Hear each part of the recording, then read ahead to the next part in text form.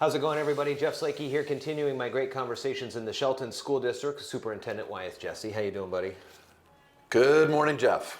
The rains have come here. It is fall in earnest, and that means we're moving closer and closer to opportunities for kids in the Shelton School District to learn about what happens outside of high school with Career Expos, the Academies and the Pathways for parents who have students in the high school, and even at OBJ and the middle school areas are starting to learn about these pathways and understand them. At least they should be, right? They should. Tell us again kind of the concept behind these, how these students are going to kind of find their path through high school moving forward. Love the question, Jeff. We have 3 high schools. I think we're very blessed to have that set up really for us because we serve different needs for our community and beyond. There are kids on the outlet, kind of far out there that want to come here and be part of the experience here at one of the 3 high schools. And so Choice, is an alternative high school. It's got ultimately it's got a real wraparound family atmosphere, usually for kids that are deficient in credits. So their pathway is, hey, what are the alternative ways I can graduate from high school? Uh-huh. And so we have a number of programs set up there, but ultimately they're flexing in a space that says, hey, we're going to help you wherever you're at, get on your feet, figure out the challenges have been for you. Sometimes life challenges, oftentimes for these particular students, things are going on outside of school. We do wraparound service with community agencies, and we purchased a full-time counselor to support those kids so they can graduate, right? So that's great, wrap you around, figure it out, get you graduated, moving on, good. Yeah. Then we got Cedar, which is great, which is which is project-based learning. And so that pathway is very much like, I like to do hands-on, I love group activities, I like usually a smaller class size, and usually most of those kids are going to a 2 or 4 year institution on the way out the door. Okay. They have 100% graduation since their inception in the last 3 years, right? So that's great.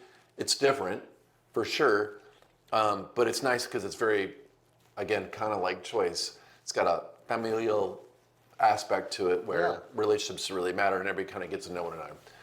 And then we have SHS, totally comprehensive high school, 1,500 kids. And the pathways there are a lot more bigger and robust. In fact, actually, we send some students from Choice and Cedar to SHS to get some of the courses. Fiscally, we have to do that. Logistically, we have to do that. You can only offer so many offerings in 2 small high schools, but you can still call that home. And so SHS has, our academies. It's been around now. I think we're on our 8th year of the academy model. Mm-hmm. If I go back to its original inception, and within those each academy has 3 or 4 pathways. We're trying to work those down. I think I've said that to you before. It's just too many offerings and trying to have too many things hanging out there is not so good. And we were doing those in courses when we're trying to balance between coursework and field experiences, right? Because it's really important for kids to get grounded in all right, so this is nice, we're talking about this in class. What does that look like? How does that feel to be out on the work site, if you'll allow me, for a lot of our students? Irregardless if they're going really right into work after graduation, trade school, 2-year institution, or 4-year, we want to have those experiences in these pathways, whatever your interest is. And then getting out there, internship, shadow experiences, whatever, so you can kind of figure out, hey, I like this or I don't, or I like these aspects, I'm good at this, new things that kids can find in themselves. And then they can make better choices all along, as you said, they navigate this space through their 4 years of high school so that they make, again, different choices, forks in the road, taking forks that are more informed.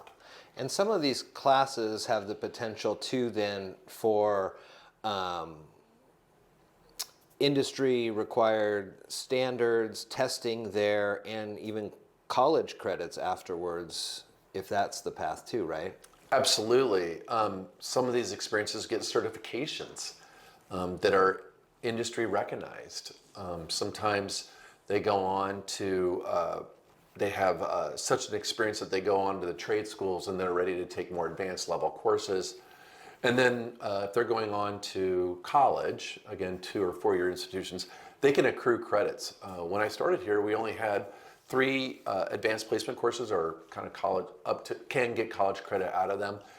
We now have 11. Sure. And so to have that, it's robust for our students, those choices, as I like to say, to navigate their experiences so that they ultimately have a lot of choices when they leave. And unfortunately, too many kids, I think, don't know enough when they do graduate, and they need to not only know what it is, but be afforded those choices so that, hey, life is just a lot more open. We don't want a lot of doors closed for them. So if you're a freshman and you're coming into the system here at the high school, obviously already it's going to be eye-opening when you get to high school as a freshman.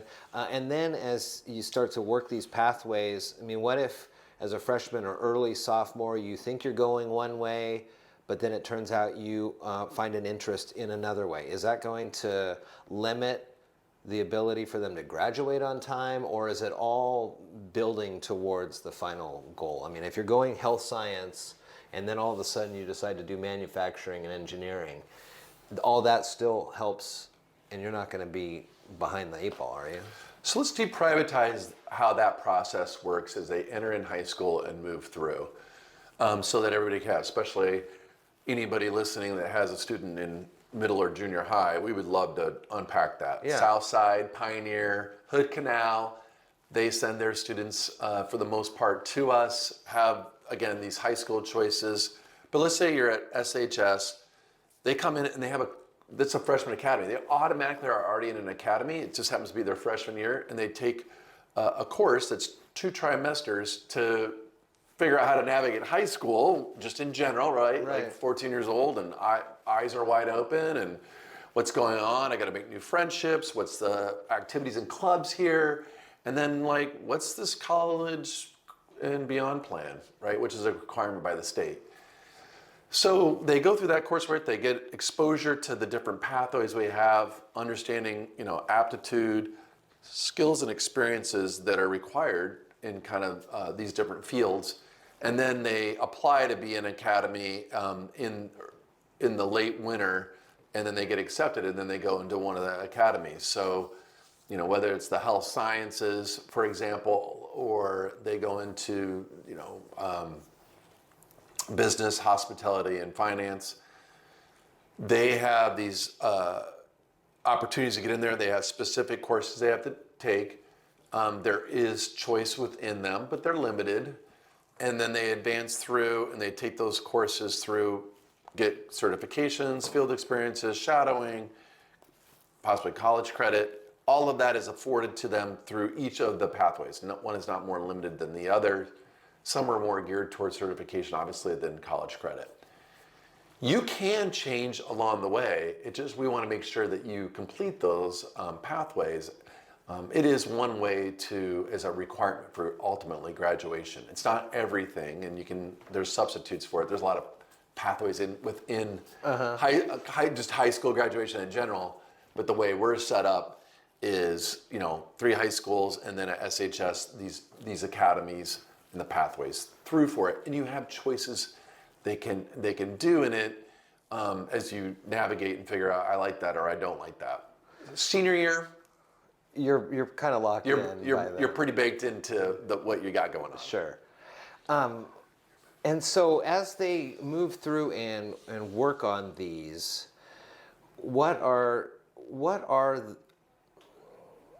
I guess when I'm thinking back to when I was going through my high school course catalog, you'd have Geometry 1, Geometry 2, Geometry 3, something like that. Kind of the basic standard classes that probably a lot of adults remember. Those are all still there, right? They are. Okay. They are. And so how do those get fit into when they choose these things? Yeah, so within the academy model, let's say you're taking science is a nice one to use. It's an integrated content area anyway. You got to do reading, writing, math, Yeah. Right? And then obviously science concepts that align to the state standards. The cool thing about those courses is, even if you're like, hey, I'm into business, what am I doing in this science class? We are working to fold in the concepts of business within science. So whether that's coming up with a market plan, what's a return on your investment, some of the basic terms you would have in economics or business or marketing are folded into these courses so that kids can hear their interests, but think it through a business lens for these content areas. You can do the same things obviously in math, and then you have some ELA classes or history, and then you get your truly like, hey, I'm into welding. I'm taking a welding class, right? It's straight up into it. But even if you're a welder, you got to read a lot of manuals. Sure. You got to understand how to build plans. And if you're going to have your own welding company, you better learn communications and knowing how to some of the business concepts that come with it. So, these things, I'm sure folks listening out there are basic skills that are pretty much applied to in slightly different ways across industries and jobs, right? How do you do customer service? How do you fill out application? How do you create a business plan? How do you follow a plan? How do you write emails? Right. How do you problem solve something? Technical skills, obviously, anywhere from just computers, applications, budgeting, all those things. You need to do that pretty much no matter what you're doing out there. Well, it's an interesting and exceptional model. Shelton High School and the Shelton School District have been working on through. They took some leads from programs down south around the Nashville area for these career and technical education programs, but a really cool thing, and not like how I remember high school. It's really more of a collegiate, you pick your major and you kind of follow that pathway there. But really exciting. There's always great opportunities to learn more about what's happening in the schools, because every year us adults are out of it. Things change, and it's important to know what your kids are learning. So there are great opportunities there with the Shelton School District. Superintendent Wyeth Jessee, always available too. You can find him at the board meetings. The links are on the school's website. Thank you, sir. Great. Thanks a lot, Jeff.